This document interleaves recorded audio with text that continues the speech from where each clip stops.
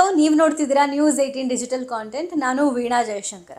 ನೀವಿನ್ನೂ ನಮ್ಮ News18 ಕನ್ನಡದ ಯೂಟ್ಯೂಬ್ ಚಾನಲನ್ನು ಸಬ್ಸ್ಕ್ರೈಬ್ ಮಾಡಿಲ್ಲ ಅಂದರೆ ಈ ಕೂಡಲೇ ಸಬ್ಸ್ಕ್ರೈಬ್ ಮಾಡಿ, ಬೆಲ್ ಐಕಾನನ್ನು ಕ್ಲಿಕ್ ಮಾಡಿ.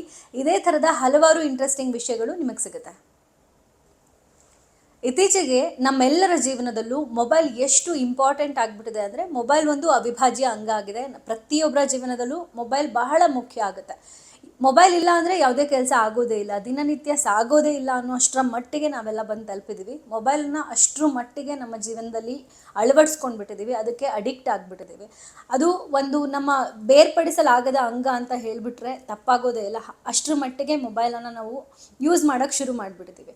ಪ್ರತಿಯೊಂದು ಕೆಲಸಕ್ಕೂ ಮೊಬೈಲ್ ಬಳಕೆಯಲ್ಲಿದೆ. ಕೆಲವರು ಅದನ್ನು ಕೆಲಸದ ವಿಷಯಕ್ಕೆ ಯೂಸ್ ಮಾಡಿದ್ರೆ, ಇನ್ನು ಕೆಲವರು ಮನೋರಂಜನೆ ವಿಷಯಕ್ಕೆ ಯೂಸ್ ಮಾಡ್ತಾ ಇದ್ದಾರೆ. ಇನ್ಸ್ಟಾಗ್ರಾಮ್ ಆಗಿರ್ಬೋದು, ಯೂಟ್ಯೂಬ್, ಫೇಸ್ಬುಕ್, ಈ ಥರದ ಎಂಟರ್ಟೈನಿಂಗ್ ಎಲಿಮೆಂಟ್ಸ್ ಮೊಬೈಲ್ನಲ್ಲಿ ಇರೋದಲ್ಲದೆ ಅದರಿಂದ ದುಡಿಯುವಂಥವ್ರು ಇರ್ತಾರೆ. ಅಂದರೆ ಮೊಬೈಲ್ನ ಬೇರೆ ಪರ್ಪಸ್ಸಿಗೆ ಯೂಸ್ ಮಾಡೋರು ಇರ್ತಾರೆ.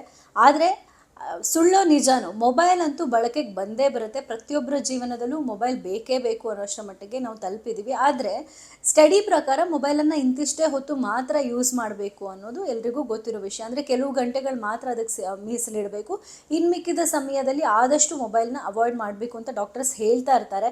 ಅದು ಯಾವಾಗ ಅಂದರೆ 3ರಿಂದ 4 ಗಂಟೆಗೂ ಮೀರಿ ನಾವು ಮೊಬೈಲ್ ಯೂಸ್ ಮಾಡ್ತೀವಿ, ಸಾಕಷ್ಟು ರೋಗಗಳು ನಮಗೆ ಕಾಣಿಸ್ಕೊಳ್ಳುತ್ತೆ. ಅದರ ರೇಡಿಯೇಷನ್ಸಿಂದ ಸಿಕ್ಕಾಬಟ್ಟೆ ಪ್ರಾಬ್ಲಮ್ಸ್ ಕ್ರಿಯೇಟ್ ಆಗುತ್ತೆ. ಕಣ್ಣಿರ್ಬೋದು, ಮೈಗ್ರೇನ್ ಸಮಸ್ಯೆ ಇರ್ಬೋದು, ಕುತ್ತಿಗೆ ಸಮಸ್ಯೆ ಇರ್ಬೋದು, ಹೀಗೆ ಹಲವಾರು ನೋವುಗಳು ಮೊಬೈಲ್ನಿಂದಾನೇ ಉಂಟಾಗಿರೋದನ್ನು ನಾವು ನೋಡ್ತಾ ಇದ್ದೀವಿ, ಕೇಳ್ತಾ ಇದ್ದೀವಿ.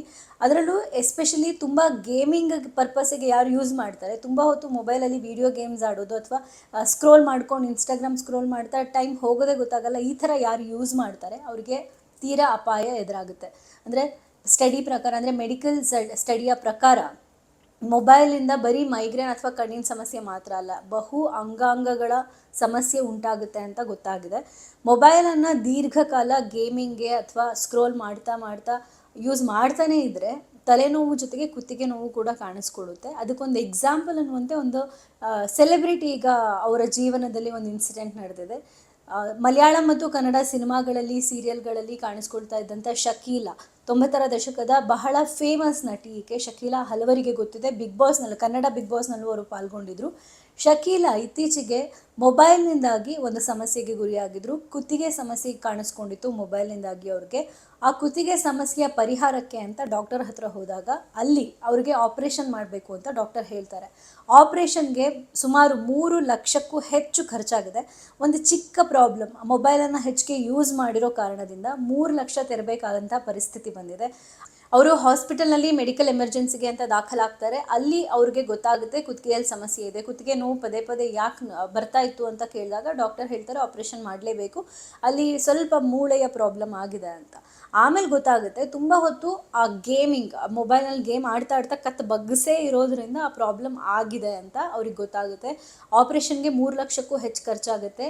ಆಪ್ರೇಷನ್ ಮುಗಿಸಿ ಅವರು ಸಕ್ಸಸ್ಫುಲಿ ಮನೆಗೆ ವಾಪಸ್ ಆದಮೇಲೆ ಡಿಸ್ಚಾರ್ಜ್ ಆಗಿ ಒಂದು ವಿಡಿಯೋ ಮಾಡಿ ತಮ್ಮ ಯೂಟ್ಯೂಬ್ ಚಾನಲ್ನಲ್ಲಿ ಶೇರ್ ಮಾಡ್ಕೊಂಡಿದ್ದಾರೆ. ಯಾವುದೇ ಕಾರಣಕ್ಕೂ ನಾ ಮಾಡ್ಕೊಂಡಿರೋ ತಪ್ಪನ್ನ ನೀವು ಮಾಡೋಕ್ಕೆ ಹೋಗಬೇಡಿ, ಮೊಬೈಲ್ನ ಅತಿ ಹೆಚ್ಚು ಬಳಸೋಕೆ ಹೋಗಬೇಡಿ.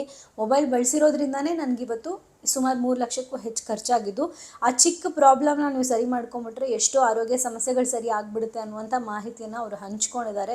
ಶಕೀಲಾಗೆ ಈಗ ಕುತ್ತಿಗೆ ಸರ್ಜರಿ ಆಗಿದೆ. ಬೆಲ್ಟ್ ಹಾಕ್ಕೊಂಡು ಅವರೊಂದು ಪೋಸ್ಟ್ ಮಾಡಿದರು, ಅದೆಲ್ಲ ಕಡೆ ವೈರಲ್ ಆಗ್ತಾ ಇದೆ. ಶಕೀಲಾಗೆ ಏನಾಯಿತು ಅಂತ ಮಲಯಾಳಂ ಅವರ ಫ್ಯಾನ್ಸ್ ತುಂಬ ಕಳವಳ ವ್ಯಕ್ತಪಡಿಸಿದಾಗ ಶಕೀಲಾ ಒಂದು ವಿಡಿಯೋ ಮೂಲಕ ಅದನ್ನು ಹೇಳಿದ್ದಾರೆ.